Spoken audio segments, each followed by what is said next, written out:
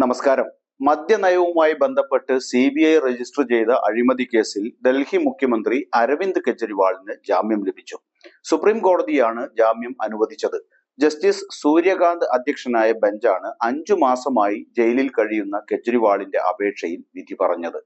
ജാമ്യത്തിനായി ആദ്യം വിചാരണ കോടതിയെ സമീപിക്കാത്ത കെജ്രിവാളിന്റെ നടപടിയെ CBI എതിർത്തിരുന്നു. അതേസമയം വീണ്ടും വിചാരണ കോടതിയിലേക്ക് വിട്ടാൽ അത് പാമ്പും കോണിയും കളി പോലെയാകുമെന്ന് കെജ്രിവാൾ വാദിച്ചു.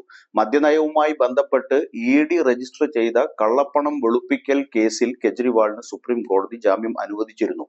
ജൂലൈ 12-നാണ് കെജ്രിവാളിന് സുപ്രീം കോടതി ഇടക്കാല ജാമ്യം അനുവദിച്ചത്. ED അറസ്റ്റ് ചോദ്യം ചെയ്ത് കെജ്രിവാൾ സമർപ്പിച്ച ഹർജി വിശാല ബെഞ്ചിന് വിട്ടുകൊണ്ടാണ് അന്ന് ഇടക്കാല ജാമ്യം അനുവദിച്ചത്. എന്നാൽ അഴിമതി നിരോധന നിയമപ്രകാരം CBI അറസ്റ്റ് ചെയ്തതിനാൽ കെജ്രിവാൾ തിഹാർ ജയിലിൽ തന്നെ തുടരുകയായിരുന്നു. ED രജിസ്റ്റർ ചെയ്ത കേസിലെ ജാമ്യം അപ്രസക്തമാക്കാൻ മാത്രമായിരുന്നു കെജ്രിവാളിനെ CBI അറസ്റ്റ് ചെയ്തതെന്ന് സുപ്രീം കോടതി നിരീക്ഷിച്ചു. കെജ്രിവാൾ വ്യാഴാഴ്ച വൈകിട്ടോടെ ഡൽഹി തിഹാർ ജയിലിൽ നിന്ന് പുറത്തേക്ക് വരും. ജസ്റ്റിസുമാരായ സൂര്യകാന്ത്, ഉജ്വൽ ഭുയാൻ എന്നിവർ അടങ്ങിയ സുപ്രീം കോടതി ബെഞ്ചാണ് ഡൽഹി മദ്യനയത്തിൽ CBI രജിസ്റ്റർ ചെയ്ത കേസിൽ കെജ്രിവാളിന് സ്ഥിരം ജാമ്യം അനുവദിച്ചത്. കേസിലെ വിചാരണ ഉടനടിയൊന്നും തീരാൻ സാധ്യതയില്ലെന്ന് കോടതി ചൂണ്ടിക്കാട്ടി. വ്യക്തിയുടെ സ്വാതന്ത്ര്യവുമായി ബന്ധപ്പെട്ട വിഷയമായതിനാൽ ജാമ്യം അനുവദിക്കുന്നുവെന്നും സുപ്രീം കോടതി ചൂണ്ടിക്കാട്ടി. ജയിൽ മോചിതനാകുമെങ്കിലും കെജ്രിവാളിന് മുഖ്യമന്ത്രി എന്ന നിലയിൽ ഔദ്യോഗിക ചുമതലകൾ വഹിക്കാൻ പരിമിതിയുണ്ടാകും.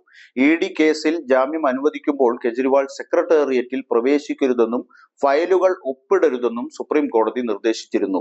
ഈ നിർദ്ദേശങ്ങളോട് വിയോജിപ്പുണ്ടെങ്കിലും ഇപ്പോൾ മറ്റു നിർദ്ദേശങ്ങൾ മുന്നോട്ട് വയ്ക്കുന്നില്ലെന്ന് ജസ്റ്റിസ് ഭുയാൻ തന്റെ വിധിയിൽ രേഖപ്പെടുത്തി. 2021-22 കാലത്ത് നടന്ന മദ്യനയവുമായി ബന്ധപ്പെട്ട് കള്ളപ്പണം വെളുപ്പിക്കൽ കേസിൽ മാർച്ച് 21-നാണ് ഡൽഹി മുഖ്യമന്ത്രി കെജ്രിവാളിനെ എൻഫോഴ്സ്മെന്റ് ഡയറക്ടറേറ്റ് അറസ്റ്റ് ചെയ്യുന്നത്. തുടർന്ന് ED കസ്റ്റഡിയിൽ ഇരിക്കെ ജൂൺ 26-ന് CBI അറസ്റ്റ് ചെയ്തു. കേസിൽ മുൻ ഉപമുഖ്യമന്ത്രി മനീഷ് സിസോദിയയ്ക്ക് നേരത്തെ ജാമ്യം ലഭിച്ചിരുന്നു. എൻഫോഴ്സ്മെന്റ് ഡയറക്ടറേറ്റ് അറസ്റ്റ് ചെയ്ത് 17 മാസത്തിന് ശേഷമാണ് സിസോദിയയ്ക്ക് ജാമ്യം ലഭിച്ചത്. സുപ്രീം കോടതിയാണ് ജാമ്യം അനുവദിച്ചത്. CBIയും EDയും രജിസ്റ്റർ ചെയ്ത മദ്യനയ കേസുകളിൽ വിചാരണ ആരംഭിക്കുന്നതിലെ കാലതാമസം പരിഗണിച്ചാണ് സിസോദിയയ്ക്ക് കോടതി ജാമ്യം നൽകിയത്. വിധി പ്രഖ്യാപനത്തിനിടെ കൂട്ടിലടച്ച തത്തയല്ലെന്ന് CBI തെളിയിക്കണമെന്ന് സുപ്രീം കോടതി പരാമർശിച്ചു. മദ്യനയ അഴിമതി കേസിൽ ഡൽഹി മുഖ്യമന്ത്രി അരവിന്ദ് കെജ്രിവാളിന്റെ ജാമ്യാപേക്ഷ പരിഗണിക്കവേ ജസ്റ്റിസ് ഉജ്വൽ ഭുയാനാണ് പരാമർശം നടത്തിയത്. കൂട്ടിലടച്ച തത്തയാണെന്ന ജനങ്ങളുടെ ധാരണ CBI തിരുത്തണം.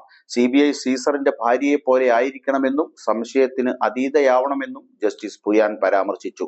ED കേസിൽ ജാമ്യത്തിൽ കഴിഞ്ഞ കെജ്രിവാളിനെ അറസ്റ്റ് ചെയ്തത് നിയമവ്യവസ്ഥയെ പരിഹസിക്കുന്നതിന് തുല്യമാണെന്നും ജസ്റ്റിസ് ഭുയാൻ അഭിപ്രായപ്പെട്ടു. ജസ്റ്റിസുമാരായ സൂര്യകാന്ത്, ഉജ്വൽ ഭുയാൻ എന്നിവർ അടങ്ങിയ സുപ്രീം കോടതി ബെഞ്ചാണ് ഡൽഹി മദ്യനയത്തിൽ CBI രജിസ്റ്റർ ചെയ്ത കേസിൽ കെജ്രിവാളിന് സ്ഥിരം ജാമ്യം അനുവദിച്ചത്. കേസിലെ വിചാരണ ഉടനടിയൊന്നും തീരാൻ സാധ്യതയില്ലെന്ന് കോടതി ചൂണ്ടിക്കാട്ടി.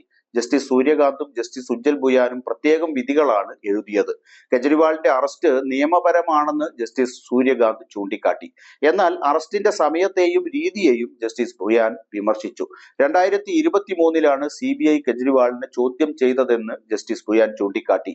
എന്നാൽ ED രജിസ്റ്റർ ചെയ്ത കേസിൽ ജാമ്യം ലഭിക്കുമെന്ന സാഹചര്യം ഉണ്ടായപ്പോഴാണ് CBI അറസ്റ്റ് രേഖപ്പെടുത്തിയതെന്നും ജസ്റ്റിസ് ഭുയാൻ പറഞ്ഞു. കെജ്രിവാളിന് ജാമ്യം ലഭിച്ചതോടെ സത്യം ജയിച്ചെന്ന് ആം ആദ്മി പാർട്ടി നേതാക്കൾ അഭിപ്രായപ്പെട്ടു. ED കേസിൽ നേരത്തെ ജാമ്യം ലഭിച്ച അദ്ദേഹത്തിന് ഇതോടെ മാസങ്ങൾക്ക് ശേഷം പുറത്തിറങ്ങാനാകും.